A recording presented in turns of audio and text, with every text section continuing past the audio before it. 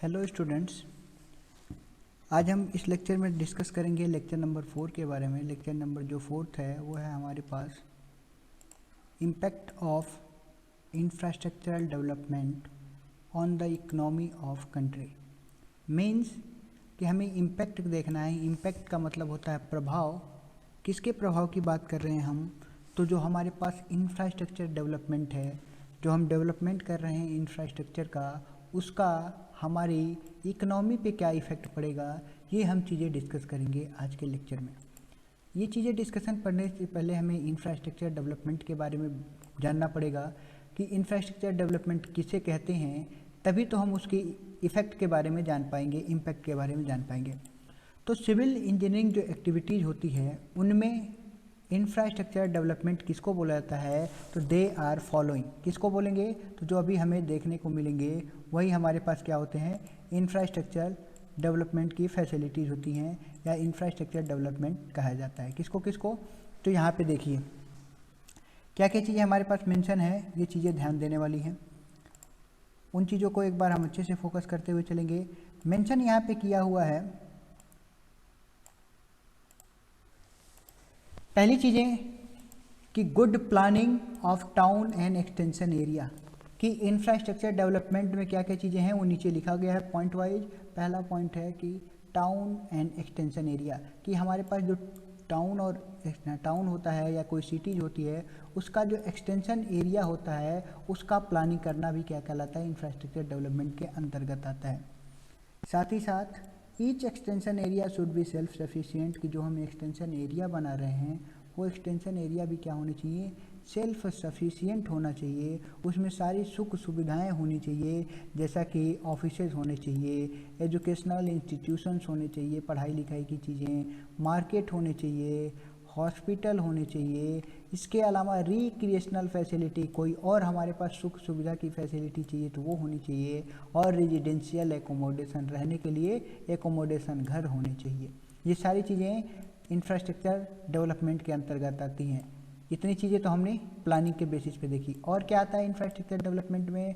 Water supply को assure करना, क्या हर एक घर तक वाटर सप्लाई पहुंच रहा है, इसका कंफर्मेशन करना कि हाँ पहुंच रहा है। दूसरा, गुड ड्रेनेज सिस्टम होना चाहिए। ड्रेनेज सिस्टम, जल निकासी की सुविधा बहुत ही अच्छी होनी चाहिए। अगर जल निकासी की सुविधा अच्छी नहीं है तो भी क्या होगा, डिफरेंट टाइप की बीमारियां आ जाएंगी। साथ ही साथ पॉल्यूशन फ्री इन्वायरमेंट होना चाहिए। ड्रेनेज सिस्टम के अलावा पॉल्यूशन फ्री इन्वायरमेंट होना चाहिए। चलिए पॉल्यूशन फ्री इन्वायरमेंट हो जाएगा। साथ ही साथ well plan and built roads network and road crossing, कि अगर हमारे पास वेल प्लान, वेल का मतलब होता है बहुत अच्छे से प्लान होना चाहिए। किसके बारे में? नेटवर्क ऑफ रोड्स, कि जो हमारे पास रोड होते हैं, रोड सब लोगों ने देखा होगा, तो वो रोड्स जो हम बनाए जाते हैं कि एक रोड, दूसरा रोड, तीसरा रोड, तो जो रोड्स का नेटवर्क है, ग्रुप है, वो बहुत अच्छा होना चाहिए। और रोड की क्रॉसिंग होनी चाहिए। तो जो रोड की क्रॉसिंग है उसको वेल प्लान करना पड़ेगा, अदरवाइज एक्सीडेंट होते रहेंगे। तो एक्सीडेंट ना हो इसके लिए वेल प्लान होना चाहिए। रेलवे की जो सुविधाएं प्रोवाइड की जा रही हैं, जो रेलवे की फैसिलिटीज़ प्रोवाइड की जा रही हैं, वो रेलवे की फैसिलिटीज़ भी कैसी होनी चाहिए? Railway connection to the all important city and town, कि जो हमारे पास कंट्री है या हमारा जो स्टेट है उस स्टेट के हर इम्पोर्टेंट सिटी और टाउन को क्या करें, वो कलेक्ट करें। इसके बाद जो नेक्स्ट हमारे पास पॉइंट आ रहा है वो क्या लिखा हुआ है कि infrastructure also involve the electricity supply, without assure electric supply no city और टाउन कैन डेवलप, कि हमारे पास जो इलेक्ट्रिसिटी सप्लाई होती है उसको भी इंफ्रास्ट्रक्चर में काउंट किया जाता है। क्योंकि जो भी हमारे पास इलेक्ट्रिसिटी जाती है वो कहीं ना कहीं हमारे पास इंफ्रास्ट्रक्चर प्रोजेक्ट, लाइक हमारे पास कोई ट्रस स्ट्रक्चर हुआ, कोई बिल्डिंग्स में जो हमारे पास लगने वाले ट्रस होते हैं, या फिर इन सब के अलावा जितने भी हमारे पास पोल्स हैं, पोल जो होते हैं वो भी क्या होते हैं, सिविल इंजीनियरिंग प्रोजेक्ट होते हैं। या जो टावर होते हैं जिनके थ्रू वायर जाता है, वो बड़े बड़े टावर जिनके पास हाई इलेक्ट्रिसिटी जाती है, वो उनके सारे एश्योरिटी होनी चाहिए, उनकी स्ट्रेंथ, उनकी वीकनेस, उनकी प्रॉपर्टी, उनकी स्टेबिलिटी, ये सारी चीज़ें चेक की जाती हैं इलेक्ट्रिक सप्लाई में।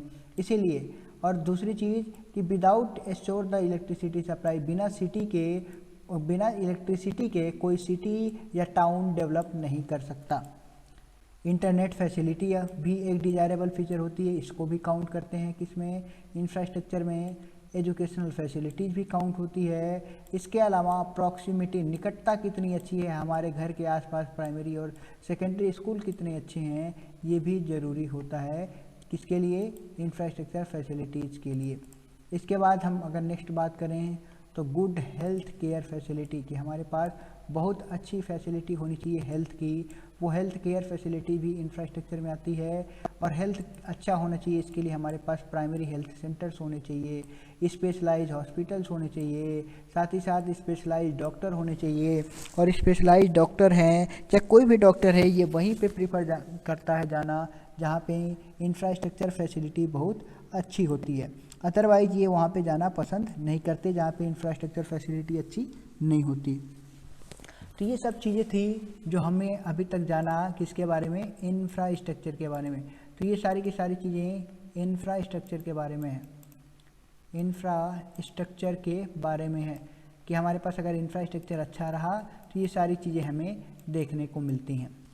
अब जो हमारे पास टॉपिक था, अब हम उस टॉपिक की बात करेंगे कि इफ़ेक्ट के बारे में डिस्कशन करेंगे कि इफ़ेक्ट कैसे कैसे देखने को मिल रहा है, कहाँ कहाँ पे कैसे कैसे हमारे पास इफ़ेक्ट होते हैं। ये सारी चीज़ें हम डिस्कस करेंगे इस टॉपिक पे।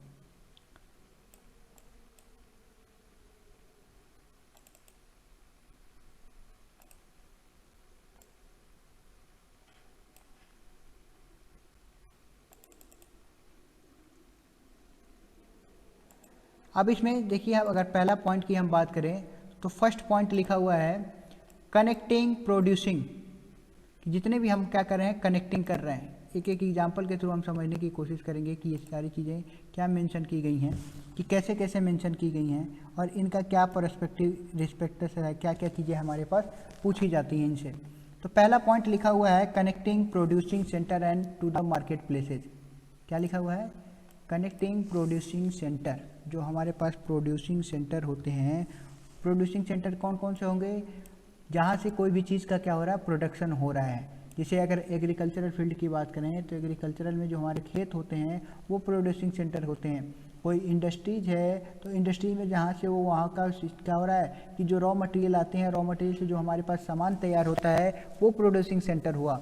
और मार्केटिंग प्लेस जहाँ पे उसको बेचा जाता है। तो इन दोनों के बीच में क्या करना पड़ेगा, कनेक्शन प्रोवाइड करना पड़ेगा, उन दोनों को ज्वाइन करना पड़ेगा। ये क्या है, इफेक्ट देखने को मिल रहा है। तो ये कैसे अगर ज्वाइन करना पड़ रहा है तो हम ज्वाइन कैसे करेंगे, तो हम उसके लिए इंफ्रास्ट्रक्चर बनाएंगे। कौन सा इंफ्रास्ट्रक्चर, तो हम बनाएंगे उसके लिए ट्रांसपोर्ट फैसिलिटी। अब वो ट्रांसपोर्ट फैसिलिटी की बात करें तो अलग अलग टाइप के ट्रांसपोर्ट फैसिलिटी होंगे।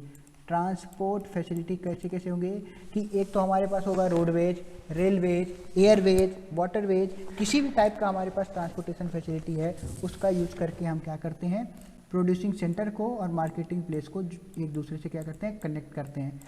जिससे क्या हो जाएगा, मिनिमाइज, क्या minimise, exploitation of the producer by the middle man, कि जो प्रोड्यूसर्स होते हैं जैसे किसान हुआ, उस किसान का एक्सप्लोटेशन नहीं हो पाएगा जो बीच के आदमी होंगे। मिडल मैन मतलब जो इंटरमीडिएट पर्सन होते हैं, जैसे किसान मंडी, और किसान और मंडी के बीच में क्या आते हैं, छोटे मोटे हमारे पास ब्रोकर्स आते हैं, दलाल आते हैं, या फिर जो हमारे पास डिफरेंट जगहों पे डिफरेंट लोग होते हैं। कहीं पे उनको ब्रोकर बोला जाता है, कहीं पे व्यापारी बोला जाता है, कहीं पे कोई भी चीज़ें बोली जाती हैं। और साथ ही साथ इससे क्या होगा, हमारे पास इंपोर्ट एंड एक्सपोर्ट भी ईजी हो जाएगा, किसी सामान का आयात और निर्यात आसान हो जाएगा। As a result of which the whole world become, तो इसमें क्या हो जाएगा, इसके चलते क्या हो जाएगा, जो पूरा का पूरा होल वर्ल्ड है, पूरा विलेज है, दे विल बिकम रिच, वो क्या हो जाएंगे, वो अमीर हो जाएंगे।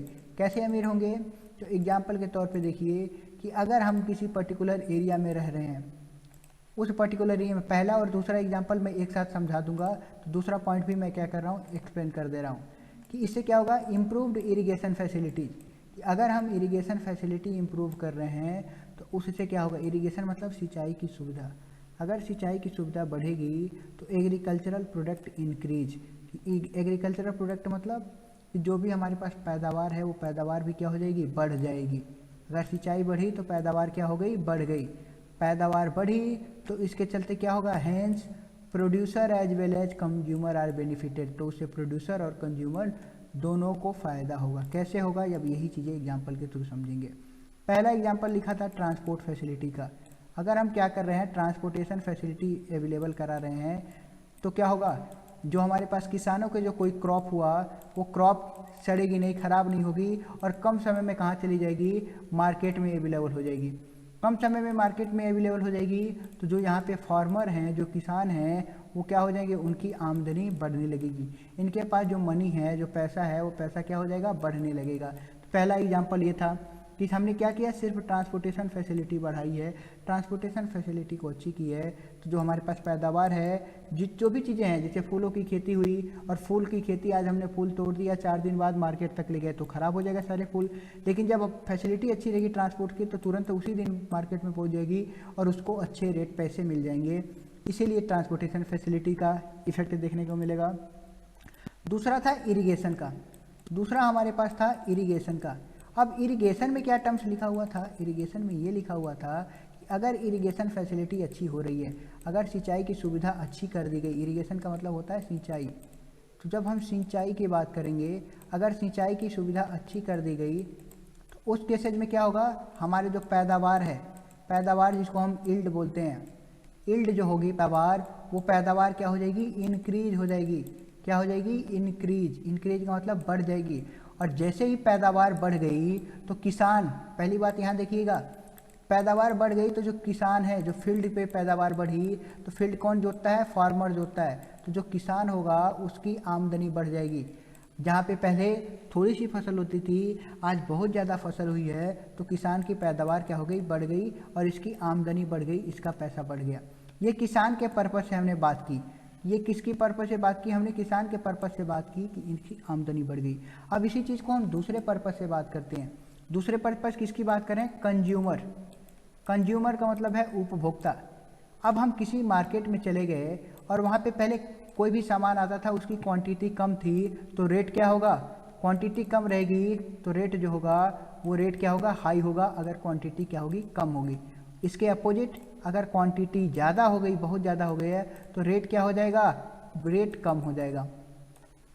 जैसे हम बात करते हैं, हम एक पोटैटो ओनियन का एग्जांपल ले लें। ओनियन मतलब प्याज होता है। अगर आप गए मार्केट में और प्याज की मात्रा कम है, प्याज आपको बहुत कम देखने को मिलेगा, तो उस दिन प्याज का रेट क्या होता है, हाई होता है, ज़्यादा होता है। इसके अपोजिट जिस दिन मार्केट में प्याज बहुत ज़्यादा देखने को मिलती है, उस दिन क्या होगा, रेट कम हो जाएगा।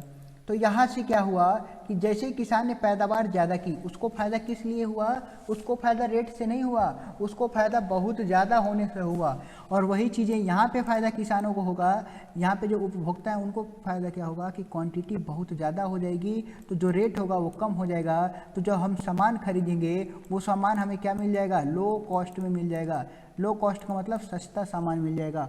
और अगर हमारे पास सामान सस्ता मिल गया तो कहीं ना कहीं हमारे पैसे कुछ बचे, जहाँ पे हमारे पैसे बचे हमारी इकोनॉमी अच्छी होगी। ये हमारे डेली पर्पज़ की चीज़ें हैं। ऐसे हमारे पास इकोनॉमी क्या होगी, अच्छी होगी। दूसरे साइड पे जो किसान था उसकी भी इकोनॉमी अच्छी हुई, किसान के भी पैसे बच रहे हैं, जो उपभोक्ता है उसके भी पैसे बच रहे हैं। तो कहीं ना कहीं ऐसा हर एक पर्सन, पूरा विलेज का क्या होगा, पैसा बचेगा। ऐसे चीज़ें पूरे विलेज में होंगी तो पूरा विलेज क्या हो जाएगा, धीरे धीरे विलेज में बहुत सारे पैसे बच जाएंगे, विलेज इकोनॉमिकल बहुत अच्छा हो जाएगा। ऐसे हर एक विलेज में हुआ तो हर एक विलेज में क्या हो जाएगा, वो पूरा का पूरा ब्लॉक थोड़ा सा इकोनॉमिकल अच्छा हो जाएगा। ऐसे अगर हर एक ब्लॉक हुए तो डिस्ट्रिक्ट अच्छा हो जाएगा। ऐसा अगर डिस्ट्रिक्ट अच्छा हुआ तो हमारा स्टेट अच्छा हो गया, और अगर हमारा स्टेट बहुत अच्छा हुआ तो हमारी कंट्री अच्छी हो जाएगी। मतलब कहीं ना कहीं ये सारे एक दूसरे से क्या है, इंटर रिलेटेड ही हैं। तो वही ये पॉइंट बोल रहा था, दूसरा पॉइंट। तीसरा बोल रहा था infrastructure facility develop the scope of industries. जैसे जैसे इंफ्रास्ट्रक्चर फैसिलिटी बढ़ेगी, इंडस्ट्रीज़ का भी स्कोप क्या हो जाएगा, बढ़ने लगेगा। इंडस्ट्रीज़ का भी स्कोप बढ़ेगा और इससे क्या होगा, जॉब की अपॉर्चुनिटी बढ़ेगी, क्रिएट होगी। जॉब क्रिएट होगा, जॉब की अपॉर्चुनिटी क्रिएट होगी। नेक्स्ट पॉइंट ये improved education and health care services. पहले के लोग क्या थे, पहले के लोगों का एजुकेशन सिस्टम थोड़ा सा कमज़ोर था। आज हमारे पास टेक्नोलॉजी आ गई है, बहुत सारे हमारे पास एजुकेशन सिस्टम में इम्प्रूवमेंट हुए हैं, नई नई टेक्नोलॉजी बढ़ी है, जिसके चलते जो हेल्थ केयर फैसिलिटीज़ है वो पहले से बहुत अच्छी हो गई है। पहले लोग छोटी सी भी बीमारी होती थी तो कई दिनों तक इफेक्टेड रहते थे, लेकिन अभी बड़ी से बड़ी बीमारी भी होती है तो लोग क्या बोलते हैं, उसका कहीं ना कहीं वैक्सीन ढूंढने की कोशिश करते हैं। दूसरी चीज़ है, पहले की जो होता था कि आप लोगों ने भी सुना होगा कि किसी गांव में क्या होता था, एक भयंकर बीमारी आती थी और पूरा गांव एक साथ साफ हो जाता था। ऐसे लोग, इतने ज़्यादा लोग, लार्ज क्वांटिटी में लोग डेथ करते थे। आज जो है, आज सीनेरियो ये हो चुका है कि जो डेथ रेशियो है वो डेथ रेशियो बहुत ही कम हो गया है। मीन्स अब कोई ऐसा बहुत ही कम लोग मिलेगा जो सडनली किसी डिजीज़ की वजह से मर रहे हैं। हम एग्जाम्पल अभी जो है कोरोना का, वो एग्जाम्पल लेके नहीं चलेंगे। तो ये किसी एजुकेशनल सिस्टम की भी, तो जो हमारे पास एजुकेशन सिस्टम है, हेल्थ है, वो अच्छा हो गया तो उससे क्या होगा, क्वालिटी ऑफ लाइफ भी क्या हो जाएगी, लोगों की इम्प्रूव हुई है, क्वालिटी ऑफ लाइफ भी क्या रही है, बढ़ रही है। साथ ही साथ यूटिलाइजेशन ऑफ मैन पावर का प्रॉपर यूटिलाइजेशन, सदुपयोग अगर हुआ है तो इससे क्या होगा, एंटी सोशल एक्टिविटीज़ कम हो जाती है। अगर आप सोचिए, आपके यहाँ पे बहुत ज़्यादा मैन पावर है, आपके यहाँ क्या है, बहुत ज़्यादा मैन पावर है। मैन पावर का मतलब कि बहुत सारे लोग हैं लेकिन उनका कहीं कोई जॉब नहीं मिल रहा है। आप उनका जॉब नहीं मिलने का मतलब क्या है कि उनका यूटिलाइजेशन नहीं हो पा रहा है, वो बेकार हैं। यूटिलाइजेशन नहीं हो पा रहा है मीन्स वो अभी भी बेकार हैं। तो वो क्या करेंगे, कुछ एंटी सोशल एक्टिविटीज़ करेंगे, कहीं चोरी करेंगे, कहीं लूटपाट करेंगे, किसी के चैन छीनेंगे, कहीं पे उल्टी सीधी हरकतें करेंगे। तो ये सारे क्या है, हमारे पास एंटी सोशल एक्टिविटीज़ हैं, इन सारी चीज़ों में भागीदारी करेंगे। लेकिन अगर उन्हीं का कहीं यूटिलाइजेशन हो जाए, उनको कहीं पे रोज़गार दे दिया जाए, प्रॉपर यूटिलाइजेशन प्रोवाइड करा दिया जाए, तो क्या होगा, उनका प्रॉपर यूटिलाइजेशन के चलते जो एंटी सोशल एक्टिविटीज़ है वो कम हो जाएंगी। यही चीज़ें हैं कि अगर हमारे पास नेचुरल क्लाइमेटिक कंडीशन है, कोई हमारे पास नेचुरल क्लाइमेटिक कंडीशन है, तो नेचुरल क्लाइमेटिक कंडीशन में भी क्या हो सकता है कि उसके इफ़ेक्ट को कम किया जा सकता है अगर हमारे पास अच्छा इंफ्रास्ट्रक्चर रहा। हमारे पास अगर इंफ्रास्ट्रक्चर अच्छा रहा, जैसे हम एग्जाम्पल ले लें अर्थक्वेक का, या फिर हम बात कर रहे हैं फ्लड का। अगर फ्लड में हमारे पास इंफ्रास्ट्रक्चर बहुत अच्छा रहा, यानी तो हमारे पास जो फ्लड में इंफ्रास्ट्रक्चर काफ़ी अच्छा रहेगा, तो उस केसेज में क्या होगा कि जितनी भी बिल्डिंगें होंगी या फिर जो भी हमारे पास फाउंडेशन बनाया होगा, वो बनाया होगा, तो वो भी क्या होगा, कम इफेक्टेड होगा। सिमिलर यही चीज़ अर्थक्वेक की बात करें, तो अर्थक्वेक में भी यही होगा कि अगर हमारे पास इंफ्रास्ट्रक्चर अच्छा है, मतलब हमने बिल्डिंगें बहुत अच्छी बना दी, तो जो हमारे पास इंफ्रास्ट्रक्चर अच्छा रहेगा तो उस केस में इस पे इफेक्ट कम देखने को मिलेगा, और जिससे होने वाली जो नुकसान है, जो हानियां हैं, वो क्या हो जाएंगी और कम रहेंगी। वो क्या होंगी, लेस होगा, कम इफेक्टेड होगा अगर इंफ्रास्ट्रक्चर अच्छा रहा तो। इसके अलावा इंफ्रास्ट्रक्चर जिस कंट्री का अच्छा होता है उसकी क्या होती है, डिफेंस सिस्टम अच्छा होता है, और जिस कंट्री का डिफेंस सिस्टम अच्छा होता है उस कंट्री में क्या होता है, इकोनॉमी होता है। मीन्स वो कंट्री क्या करते हैं, उसमें पीस एग्जिस्ट करता है, शांति बनी रहती है। तीसरी और आखिरी पॉइंट है इम्प्रूव्ड इकोनॉमी सिस्टम। अगर किसी कंट्री का इकोनॉमी पावर बहुत ही अच्छा है, अगर किसी कंट्री का इकोनॉमी बहुत अच्छा है, तो बाकी कंट्री के नज़र में वो कंट्री क्या कहलाती है, उसकी जो उसका रिस्पेक्ट होता है, वो रिस्पेक्ट बहुत ज़्यादा बढ़ जाता है। तो रिस्पेक्ट मिलता है किसके चलते, इकोनॉमी के चलते। और ये इकोनॉमी किस पे डिपेंडेंट कर रही है, तो कहीं ना कहीं ये हमारे पास इंफ्रास्ट्रक्चर पे क्या कर रही है, डिपेंड कर रही है। तो हम ये बोल सकते हैं यहाँ से कि जो हमारे पास इंफ्रास्ट्रक्चर होता है, ये एक की पॉइंट है, ये एक हमारे पास की एलिमेंट है। किस लिए, ये हमारे पास एक की एलिमेंट है, प्रमुख बिंदु है किसी भी कंट्री का पावर बनने के लिए। अगर उसने उनका अपना इंफ्रास्ट्रक्चर अच्छा कर लिया तो उसको पावर बनने से कोई नहीं रोक सकता, क्योंकि क्या होगा, इंफ्रास्ट्रक्चर अच्छा होगा, इकोनॉमी बढ़ेगी, और जिस कंट्री की इकोनॉमी बहुत अच्छी होगी वो डेवलपमेंट कहलाएगी, और जैसे जैसे बहुत ज़्यादा डेवलप होगा उसका कोई तोड़ नहीं मिलेगा। तो ये थी आज की क्लास, जिस क्लास में हमने इंफ्रास्ट्रक्चर से रिलेटेड बहुत सारी चीज़ें हमने देखी, और ये हमारा सिलेबस आज के जो इस लेक्चर का था वो कंप्लीट हुआ। बाकी आपको कोई डाउट होगा तो आप कमेंट करके पूछ लेना।